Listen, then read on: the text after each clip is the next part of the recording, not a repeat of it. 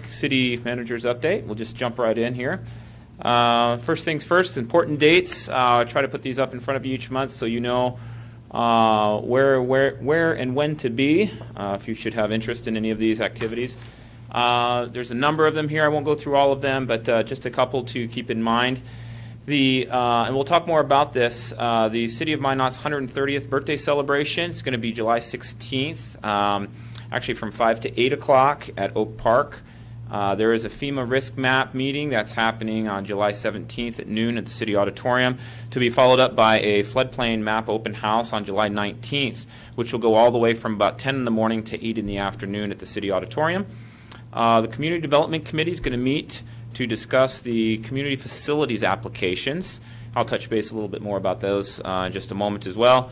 That'll happen on July 20th at 10 a.m. at City Hall. Finally, there's a developers forum occurring on July 24th. I'll touch more on that as well in the presentation. That'll happen at 2:30 at the City Auditorium as well. And then you have your commission and committee meetings. And then next City Council meeting, of course, August 7th at 6:30 here in City Hall. Construction is in full swing, as you may know. We're in the middle of summer, and we're enjoying some great weather from a construction standpoint. The Broadway Bridge is on schedule, and demo is about 90% complete so far. There is some continued work that's occurring in regard to forming up piers, columns, and caps at the project site. And then, of course, tying infrastructure into both Broadway and Central roadways. Downtown infrastructure is continuing nicely also. There's one block that's open on 1st Avenue Southwest, and one block on Main is expected to be open by mid-July. We do expect 3 more blocks to be open in late July, which is great news. And as a reminder, downtown Minot is open for business. On the 83 bypass, crews are working on the water main at 21st Avenue. There's been grading and realignment for the 21st Avenue intersection extension, and then the bypass expansion is also progressing west of the current highway. Crews are still working on the Burdick Expressway. We've poured the first concrete section, which has been great. I'm sure residents in the area are excited to see that. Work progressing nicely. 9th Street's intersection is scheduled to be open by July 18th, and that intersection will be the route for the State Fair Parade, in case you were wondering. We've already announced, and it's in the paper as well, that the zoo's usual entrance has been rerouted to 11th Street, so we apologize for the inconvenience there. But the zoo's open and fully accessible through 11th Street. Valley Street continues to be our main detour, and our temporary lights are up for helping to route different traffic to and through town. These are the FEMA preliminary risk maps. We had a press conference not too long ago where we invited folks to come out and hear about the updated preliminary risk maps that FEMA's putting together. Of course, those maps expand the 100-year floodplain to about 10,000 CFS, and that's going to have an impact to about 3,200 parcels. Those maps are out for viewing on our website if you'd like to see them. With the expansion of the 100-year floodplain, those who haven't before will be mandated to have flood insurance if they have a federally backed loan or mortgage. The maps are expected to become live, or essentially go into effect, in the summer of 2018. So there's about a year's period here to get ready for that. And then there's this FEMA Consultation Coordination Officer meeting, which is going to happen on July 17th, I mentioned. And that will actually start our 90-day appeal for the maps. And so we'll want to make sure that we're attentive to that in the event that we have any hydraulic information that we want to use to appeal the maps. There's a variety of city mitigation measures, most of which you're probably familiar with. Flood control and protection projects are underway. There's been a lot of work progressing on phases 1 through 3 as regarding to the design of the flood control projects. We'll be talking a lot more about that over this next month or so as well. The community rating system is a program that we've joined also as a city, and of course that gets us a 10% discount on premiums. And the staff are working diligently to try to improve the discount by improving our rating in the program as well. So we hope to, here over the next year or so, be able to get an additional 5% discount for those who are going to have to carry flood insurance. There's been a number of different meetings, and the meetings that I've mentioned also that have been occurring that allow citizens to come out and get more educated about these various risk maps. And I can't encourage enough the public to come and attend this July 19th meeting for the preliminary risk maps, because we'll have both FEMA representatives, the State Water Commission representatives, city, county representatives will all be there to help address any questions that the public may have. With that, we'll move on to some of the other flood control efforts we have. The water treatment plant hazard mitigation project's just about complete. There was an 8th Street road closure training that occurred where 30 employees went to set up and test out the floodgates. It took about 2.5 hours to set up, but the total is about 4 hours in length. There's 20 closures that we expect throughout all of the projects that are being constructed. And those are going to, of course, take us time when we get the announcement that there may be a flood coming. So we want to make sure that the project works as designed and that any improvements we identify now can be carried forward to additional improvements in project construction going forward. There will be training on the 16th Street crossing, which is twice as wide as the 8th Street. That'll happen on July 17th, so if you're interested, it might be kind of an interesting thing to come down and have a look at. Those flood walls are going to protect waters up to 10 feet high around the the water treatment plant. There's also some work in updating the existing levees. You've already read that the State Water Commission gave the City of Minot about $1 million or close to it for levee improvements. The updates to all of the levees that we have around town are going to cost us about $2 million, so we're still a little bit short there. Phases 1 through 3, as I already mentioned, are already out to bid, or will be out to bid rather, in the fall of 2017. The plans and specs for those projects are going to be coming through City Council, we expect, in August as well. We are still awaiting the EIS as well as the U.S. Army Corps of Engineer permits. Just a quick update on the downtown parking structures. The mayor did meet with Cypress Development Representative Steve Larson on June 27th. It was a brief meeting. Unfortunately, the mayor and Mr. Larson felt like they were too far apart on many issues regarding the parking structures. There was a subsequent meeting that was to take place after Mr. Larson and our mayor met. That meeting was unfortunately canceled because the two parties were too far apart on these issues. So what's happening now? Well, several things. The city is evaluating its options, as you well know. We're also advancing the project closeout for the 2 construction projects, both of the ramps. That means we're trying to ensure that all the punch list items get addressed, as well as the crane infills, which it has begun at the central ramp, and also the removal of the crane in the Renaissance ramp and the infills of that. So there seems to be a bit of foot dragging on some of these items, but we're still working diligently to try to get those to move forward. Lastly, we do expect to receive a formal proposal from Cypress over the next week or two regarding an ownership restructuring offer. So I don't know much about it other than they've said that they're going to be submitting a proposal for our review. So as we get that and evaluate that, I can give you more information at a later time. Things continue to progress nicely on the National Disaster Resilience front. Buyouts and acquisitions. We had 9 acquisitions in the second quarter between April and June. It cost about $500,000, which was the city's cost share. Demolition and reseeding are underway. We have about $9 million left of the $20 million in the buyout and acquisition program.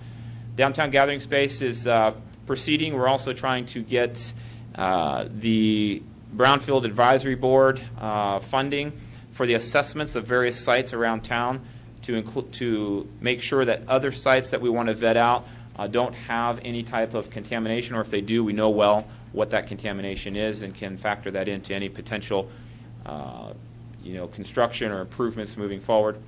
The family homeless shelter project is also moving forward. Our program manager is going to meet with the vulnerable population group and help to try to refine and improve, and as well as get out the family shelter RFP. And we expect that work to happen here over the next month or so. Affordable housing is also continuing. Some good news here. We do expect that the HUD required environmental review is going to be completed, we hope, on August 15th, and then right after that we'd like to have the development agreement executed on August 16th to allow that project to essentially move forward. Next up, I want to talk a little bit about the automation project. This is, of course, garbage automation. We're in the final countdown here. We have about 1 week to go before we formally launch the first pickup, which is going to happen on July 17th. Cans are being delivered. They're expected to be delivered all the way through about Monday of next week. The collection schedule will remain unchanged for everyone throughout the city. It's going to be 6 trucks in operation. Each of the cans will be RFI tagged, radio frequency tagged to the address, not the owner of the property, so that way we can track these carts. And again, we expect a savings of about $500,000 annually through this program. There's been quite a bit of training and communication that's been occurring. The frequently asked questions is on the website. There's also a training video that's going to be in production here shortly. That'll help people talk about essentially the cans and the can-nots. Kind of a Derekism, which I thought was kind of creative. Here's the developers forum, just quickly. We're working with the Minot Association of Builders to hold a forum to talk about development in the city of Minot. And essentially there's a couple of goals here that we're hoping to get out of this. One of them is to improve the relationships between all of our developing partners and the city staff, evaluate the current state of construction and building throughout the city of Minot, try to build understanding and think creatively about some of the challenges that are going on, both from the economy standpoint, but also from the interactions of the builders and the city's processes. Ultimately, we're looking to improve processes and outcomes and develop higher quality, more streamlined projects through the process as well. So there's been about 25 developing leaders that have been invited to this forum. It's going to occur on July 24th from 2:30 to 4:30 p.m. at the City Auditorium, Room 201, if you're interested in attending. A quick preview on the budget. This is going to be a tough budget year. I think I've said that many times along the way. Of course, you've learned that through the budget workshops. I want to caveat this slide with a couple things. First of all the numbers that I'm going to share with you now are moving targets. There's no way that I can guarantee any of these numbers just yet, but I wanted to at least get you an idea of the context or gravity of the situation we're dealing with here. The graph on the right here shows sales tax revenues, and as you all know, for many, many years, the city has offset its fixed costs with variable revenues in the source of sales taxes. Now that works great when sales tax revenues, that variable revenue source is doing well. But as that source of revenue does not do well, and those variable revenues get reduced, the fixed costs of our operations have to be modified. I mean, we have to come up with the revenue to cover those fixed costs.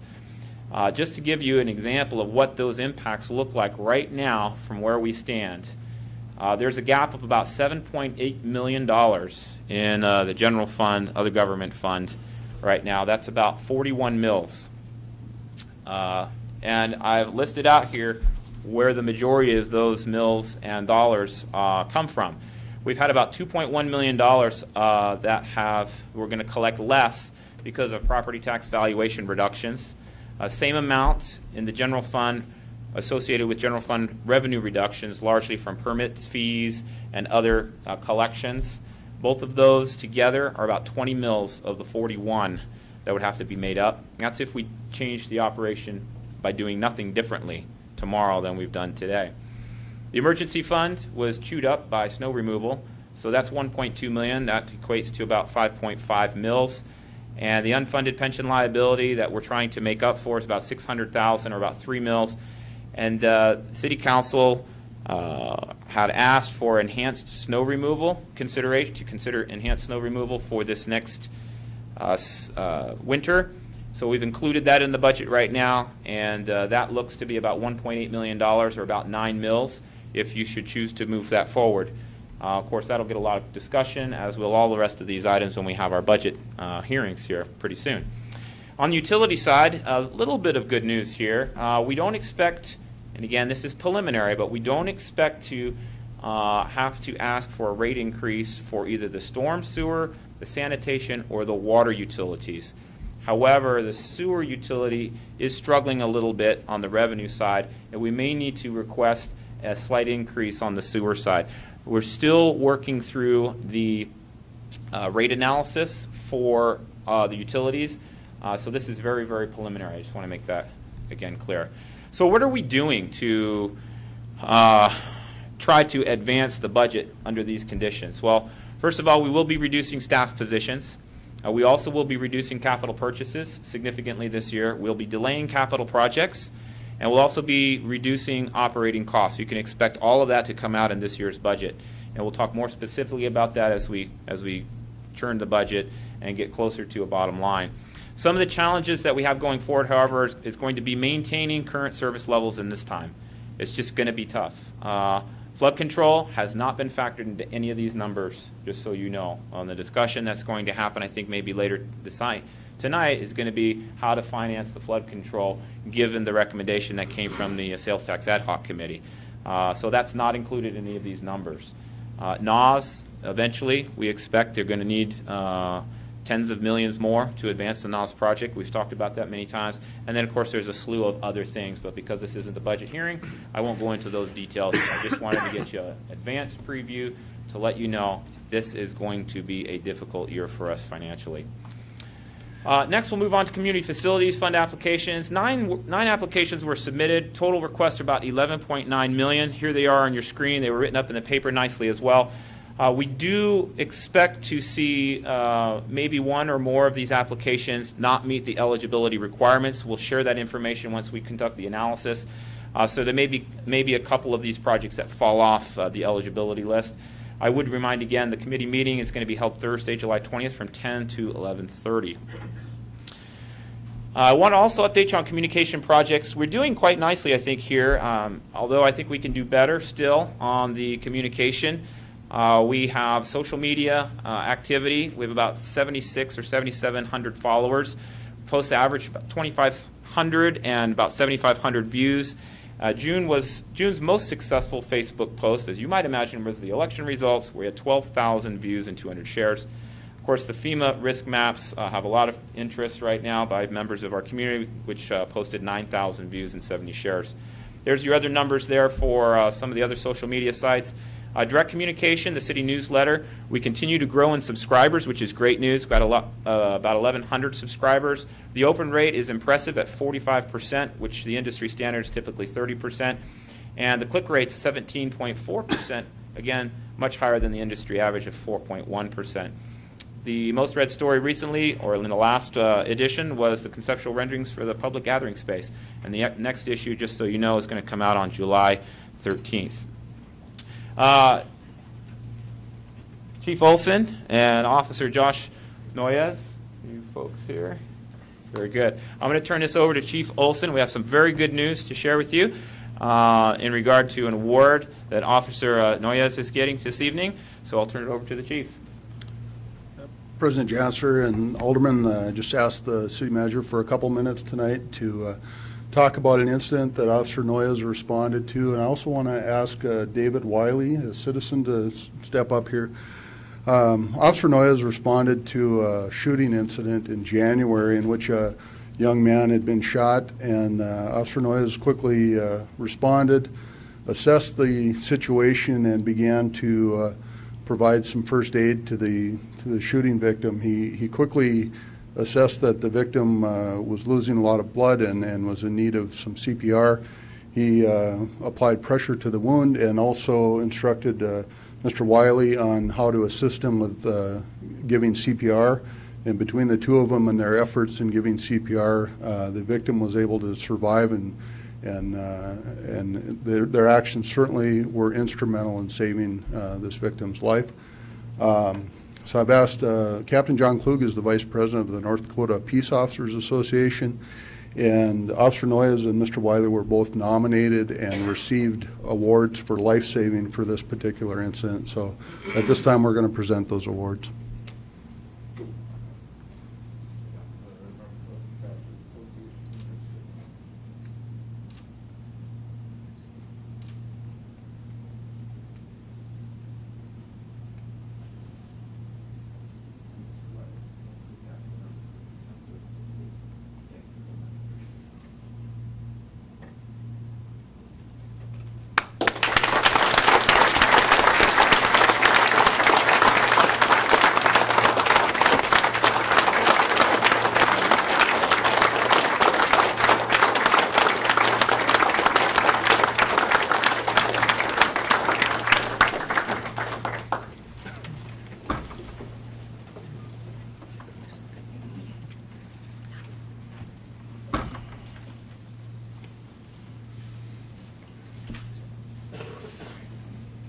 Thank you, gentlemen, very much.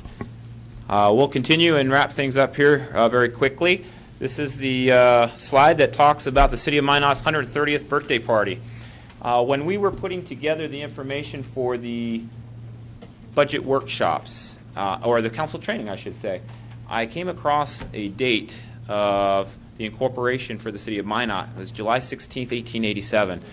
And quickly did some math and realized, well, doggone, that's 130 years ago, almost to the day. So we decided to quickly try to pull together a birthday party for the city. And I'm pleased to report that thanks to the generous support of some sponsors and the activities of several of our staff, that we're going to be able to hold a birthday party for the city on July 16th at Oak Park from 5 p.m. to 8 p.m.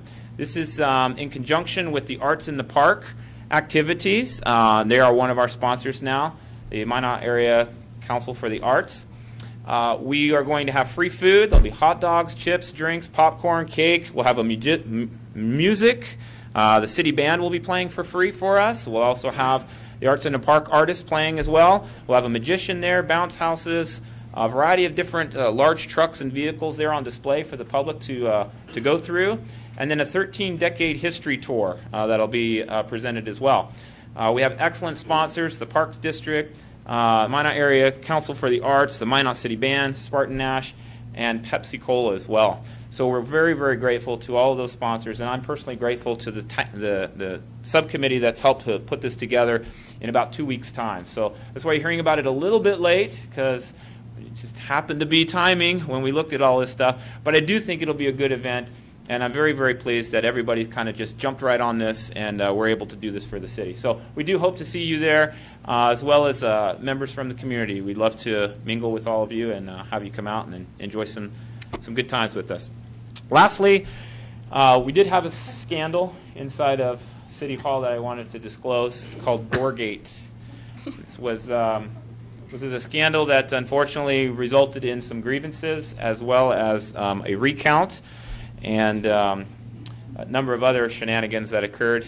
This was some fun that we had inside City Hall, where we had about 12 different participants throughout City Hall that decorated doors for a prize. And you know, I was really astounded that my door did not win. Matter of fact, I came in third to last, which is great. Not so much. And then I found out who the judges were, and of course that explained a lot of things. And I'll be meeting with them tomorrow morning at 8 o'clock in my office. But what we've realized through all of this with the scandal and that kind of stuff is that we can't have fun in the office, okay? Especially if I don't win, we can't have any fun. So in any event, I thought I'd leave that with you. Of course, this is all in good fun. I understand there'll be a Halloween contest next time around, so watch out, because I'm coming for you. So anyway, that's all I had. I'll take any questions you may have. Any questions for City Manager Berry? Perhaps just one. Mr. Sitma. Thank you, Mr. President. Mr. Berry, going back to the July 19th meeting, one of the pieces that, as I've been looking over the proposed maps that are out for the floodplain change, is also the floodway, with some of the new rules that are going to be coming out regarding what's allowed for construction and things like that. And I just wanted to, again, reemphasize that people need to get out to this meeting if they live down in the valley, or people that might still not be done rebuilding their house or garages and stuff like that regarding the floodway. This does impact a lot of people, so July 19th, be there. Okay. Thank you, Alderman Sitma. Okay, thank you. Any other?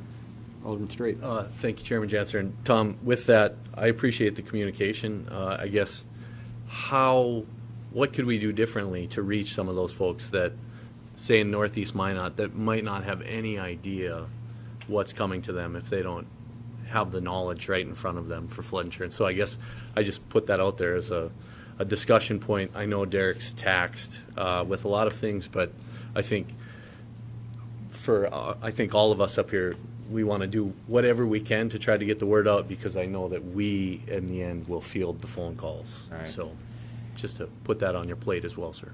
Thank you, Mr. President, Alderman Straight. That is very true. We want to get as many people out as possible. That's why we held a press release, a press conference last week. FEMA is also helping to try to get the word out. Our staff's trying to do that. We have social media posts. It's going to go in the city newsletters. It has been many times. I would say just continue as a group, if we all can continue to do what we can to get out the message. We'll continue to try to be creative and get that message out. This is very, very important for our community. I can't overstress that. We need to have anyone who may be impacted by this come and attend and work with us as well as FEMA and others to learn about what's going to happen and see how that impacts each of us in the community. Okay, thank you very much. Yeah. Anything further? If not, thank you, City Manager. Thank you.